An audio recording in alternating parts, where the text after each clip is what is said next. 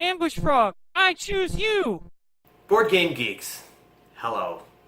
I am your host, Brian Hazard, and tonight you will be joining myself and Rando Brandon Osborne for a fantastic game of Cthulhu Wars. Tonight we will be playing on the Primeval map, which will freeze over like hell as we play with the Icy Windwalker and Great Cthulhu in an unexpected two-player game because a couple of people were suddenly unable to make it. Playing with me, as I mentioned, twice the Victor, but his name's not Victor, Rando Brandon Osborne, Seeker of Geeks, and Gamer Extraordinaire. That's a great title. I do like that. Yeah. That's growing on me. Yeah, I'm going to that's add solid. champion in there at some point because I'm doing pretty good, but, you know. Yeah. I like it for Seeker now. of Geeks, Gamer Extraordinaire, and twice the champion. Now I get to play Windwalker and see how it goes to This- run face first against Cthulhu. This will be good, yes. I'm excited. I like the idea of us playing these two heavy-hitting sledgehammer-like factions against each other. Am I even in the frame? No, you're trolling. There we go. There it is. So, let me tell our lovely audience what's going to be different today, because we are playing two-player rules, and that has been changed quite a bit in the Omega rulebook. Okay, kids, this is the difference in a two-player game. We use the three-player side of the map, we use the four-player Ritual Annihilation track, and then we take an unused Factions Doom marker and we place it at 0 on the Doom track. Now, that marker is now referred to from here on out as the Decay marker. It says here, right here, that most expansions can be used, but with a multiplicity of options available, it is likely that some combinations of expansions and factions may lead to iniquity. Please be aware of this. Here's the general rules. When a unit is eliminated or killed, the opposing player gains Doom equal to that unit's power cost.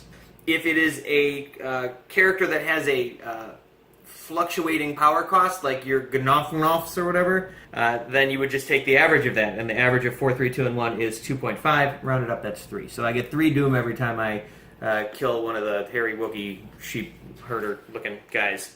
And if you kill Cthulhu, since his is 10 and 4, you get 7 points for killing Cthulhu.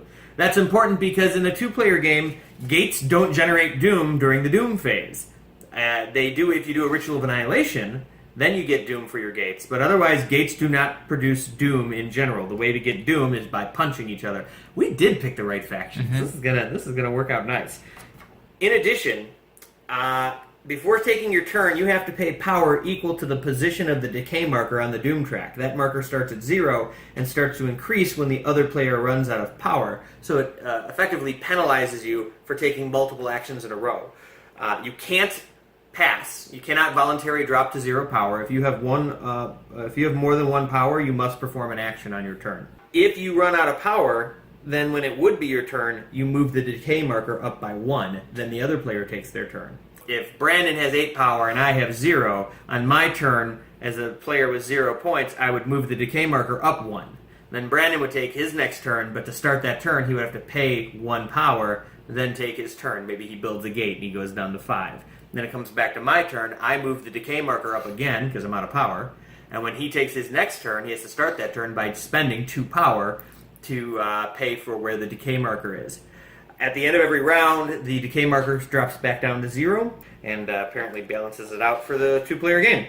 We are also going to be playing on the Primeval map. The Primeval map is interesting because every turn, more of these crazy icebergs show up on the map, and when they show up in the same place as a gate, they take the gate away from players. So after our first Doom phase, we will both get kicked off of our respective gates, and they will be covered in ice. And for the rest of the game, those gates will be unavailable and abandoned, which means every frozen abandoned gate is going to give each of us 1 power throughout the game.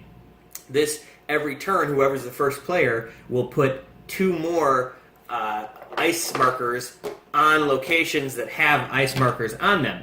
And if there's gates there, the ice takes the gate. If you build the gate where there's already ice, then, like a big old ding-a-ling, if this guy built the gate, he would immediately lose the gate and it would be frozen the moment he built it. Steve, our friend from the other videos, see those videos, was concerned that this would mean that it would be very hard to get power and that people who needed to control gates would be in a pickle.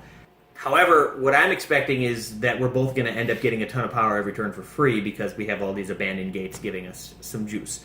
So we did not expect it to play 2 players, so I'm glad we're only just doing this one sort of expansion. I mean, we're using Windwalker, but Brandon, as far as you're concerned, it's just another faction. You're just trying a new faction. So, and I'm going to be Cthulhu and see if he can't get some more punching power. So we're not going to do a ton of filming during the game. If something interesting comes up, we'll make sure to let you know about it, and we'll mention our observations, and afterwards we'll give you our review on actually 2 things, the Primeval map and 2-player Cthulhu Wars. So we will see you after the jump. Now, after having devoured, absorbed my own ambush frogs, and greatly increasing my power, I will now come at you with the fury of relay. 14 combat dice. Prepare for battle! Hold my pocket.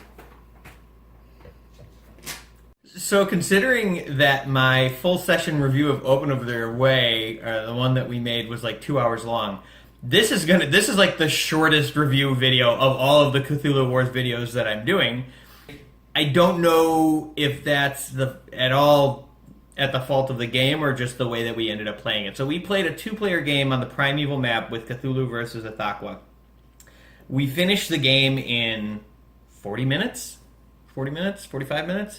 And it was very quick. The 2-player, let me start by reviewing the 2-player game. The 2-player game is different. It is different than the regular game. It's very much, you don't get Doom unless you go punch each other or do rituals. I was able to get a number of gates out pretty quickly and then ritual a couple of times to get Doom from those gates. But his expensive units are valuable for me to kill as frequently as possible. And that allowed me to get a fair amount of Doom. I awoken Cthulhu, or, I get an Elder Sign for one book, an Elder Sign for another book. I woke up Cthulhu and I did 2 Rituals of Annihilation, and I drew well, and I got 6, 10, 11 points of Elder Signs, right through that. My goal in playing Cthulhu was to try to punch things and make gates. If you get first player, it's a much, much bigger deal on this map than it is on the regular map. Because if you have first player on this map, you're stealing gates from your other opponent, especially in a 2-player game. You're stealing gates from the other opponent by popping them off and putting the glaciers on it, which really swings it then, because I had 4 gates and I'm able to knock him off of his gate. Now he's down to 1 because he wanted to get rid of one of his gates to bring out Athakwa. I think I like it. I'm looking forward to seeing what it's like with a 3 or 4 player game on this map, to see what that power base does to, the swelling base. That sounded so dirty. Sorry about that. However, let me just mention that during our game, Peterson Games, shame on you. Can we get this? My combat dice are nicked. Nicked, I say. This is going to severely... What happens if it hits there? It's going to go right to a kill. Never mind. We're fine with that. Thank you very much for making it so that die rolls more kills. Let me just mix that in so I don't know which one that is. So that's my take. I like the Primeval map. I'm looking forward to playing it with a higher player count. And I've knocked the crown off of Brandon. Quite soundly, too, which was quick and... So this is the decay marker that you use for a 2-player game. Don't worry about that. Our final score was 7 to 34. That's where Steve points at it and goes "Oh, here you are over here." Mm-hmm. All right, so now Brandon, you're going to review the Primeval map, the 2-player game. So where do you want to start? So we'll start with the 2-player variant. It's definitely interesting. It was a lot faster than I thought it would be. It really was. And I felt, especially playing 2 kind of powerhouse characters, that we had to kind of run face first into one another. What's our map state? Map state's not... Yeah, it doesn't look like a lot going on, does it? I mean, but we did have, 3 fights? Yeah. 3 fights, so... 2 really big ones, too. Right. The 2-player variant's interesting. I think the sweet spot is still that 3 or 4...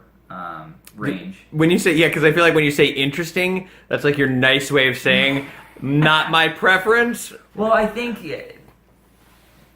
it's different. Mm-hmm. And I think it's more, we're making fun and doing the chess thing, but I think it's a lot more strategic, and you can't just run face first. Well, and you can't talk other people into attacking. Doing things. There's that social aspect isn't necessarily there, where you can, like you said, you can kind of say, hey, do this or do that, or why are you picking on me? Pick on him because he's winning, and have that social conniving experience. But I think the 2-player, it's fun. I just don't think I should have played Windwalker first against Cthulhu. And going into Windwalker, I think I chose my spells. I mean, I only picked up 2 of them, but I think I chose them poorly because whenever I pulled out Gnopke, the Gesundheit. Thank you. Oh, that's right. We have to get that in. And it just skyrocketed you on the Doom track. Which once I realized that, I wanted to get Ithaqua out because she was going to swing that much harder. I think he's a dude. Is it a dude? I think it's a she, but can it be an it? Mm-hmm. Can it be an it? All right, so gender fluid, man. Gender fluid, and I mean literally fluid. Literally fluid. Yeah. Look at that fluid gender. Look at that breath, though. Oh man, you kiss your mother with that mouth? Sometimes. Or your father. Gender fluid parent. Gender fluid. That's a good band name. Can you please focus? Good grief. The camera or me? Me. But yeah, Windwalker, I think in the 2-player variant is not as strong, especially because there are just some abilities that focus on other factions having things, like the 6 spellbooks, or it's scaling on elder signs that you can get. So Windwalker seems like a very fun faction. I was able to do some cool things. I also like having 2 great old ones. Thank you. Yeah, and we did have a battle where you managed to keep both alive. Yeah, the Carthag beetle. What's his name? Rantagoth? Rantagoth? Ryan Gosling? It's just a Radara. Right, so Ryan Gosling, you were able to pay a power and keep him from dying. But in the 2-player game, that's all well and good, but I still get half the points for killing it. Quote-unquote killing it. You make a good point, especially like the hibernation. You did it one time. Right. So it wasn't that useful. You have a spell book that says you get an Elder Sign for every other player that has 6 books. Yep. There's only one other player. Sure. You have a spell book that says you get it when the other player gets 6 spell books. So 2 of your spell books you can't get. Right. Or late game. Yeah. Pretty much once everything's over. And I mean, technically, I do have one more spell book, but you got it and ended the game all at the same time. Yeah. But as far as the map goes, I think like you were saying, the first player marker is just. If you get that, it totally changes the board state. Yeah, because I mean, first turn I was gate, and then the next turn it was another gate. So it made such a big difference to be able to pull ahead. I mean, apart from that, it was. I mean, if you look at the board state, if I'm starting here and I've got to move my dudes, I can't get to any area very easily. I've got to take 2 or 3 turns to break through. Basically the ice. Whatever I play next for Cthulhu Wars, I want this map to be the one that's on the table. Sure. Well, I have Yuggoth. I still have to play that too. Okay. Yeah. But this I would like. What you made another point based off of yours about Ithaqua not being great for this map. Mm-hmm. I'll talk to them. Is the sleeper? The sleeper I don't think would be good in a 2-player game either. I don't either. Because the sleeper, you give and take power from other players, and that's a great way to broker people's decisions and say, like, I want you to do this and I want you to do that. Or, hey, I'm going to do this for you now. Remember this in the future, like your little, orange cave troll Muppet Godfather type thing. See, I think I would have loved to have played either the Black Goat or what's the yellow sign? Yellow yellow sign. The King in Yellow. Yeah. I think the King in Yellow would be a lot of fun on this map because it's irrelevant to what's going on. Yeah. The whole point is to run around and do different things, and if you you get your stuff off desecration tokens instead of gates. which is huge. Mm-hmm. Who's the guy that can move gates? I think would be really cool too. He's over there. Oh yeah, This guy. Is it a guy? The snotwad. The snotwad. It's really not that's not any. It's not gender fluid. It is just gender free. Because you can move. Well, would you be able to move a gate with this on it, or does it have to be a player? What's the text on there? Yes, the opener of the way can take a gate. It moves if it has a unit that costs 3 or more in the same area as a gate, but lacking an enemy grade old one, you can move that unit, the gate, and any controlling unit on that to any area on the map lacking a gate. So the Opener of the Way could steal Frosty Gates and move around with them. What would be interesting, though, then you would move the Frosty Gate to a non-frosty area. To a non-frosty area, but I don't think the frost comes off of it. Then that's just leaving more spots to put frozen. Yeah, so yeah, you'd be freezing more things. So next time we play this board, I want to play Opener of the Way. I don't own Opener of the Way. That's okay.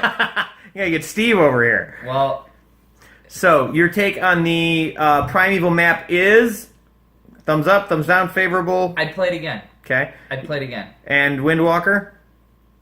With more people. More people? With more people. Yeah, I agree. Sleeper and Windwalker I don't think are good two-player factions. To the people who watched that 2-hour movie, that motion picture that we posted the other day and actually commented, thank you. And that's like a Kubrick picture too, where there's like huge periods of silence. Yep. Yeah, your comments are highly welcome. I like it when you guys are pointing out things that we're doing wrong because it's funny. But it's also great because it means you're watching. And and it's not that complicated a game, but there's little things that you just don't notice. Like I almost forgot to devour people, which is like the main ability of Cthulhu. So yeah, good map, good faction, 2-player. 2-player if. Different factions. Yeah, I think different factions because a lot of the issues that I had, at least getting going, and why I got kind of whomped on was just the fact that I got kind of hosed in and couldn't break out to get gates to get power. They do say right in the book like 2-player with expansions can lead to weirdness, and I wonder if maybe this map is not ideal for 2-player. Maybe if we had the exact same factions on the standard map, I think it'd be a lot different. Right, you wouldn't have been so tied in. Yeah. Because I kind of got streamlined into going into one spot, and that's kind of why I went full force. I know for me, looking at this at a 3 or 4-player game, I would definitely make it a point to sacrifice or make a few extra things just to get that first player token. Hands down. Yep, Cthulhu stamp. Get in there. Are you struggling? There we go. Cthulhu, you freaking alcoholic space monster junkie thing. Yeah, there we go.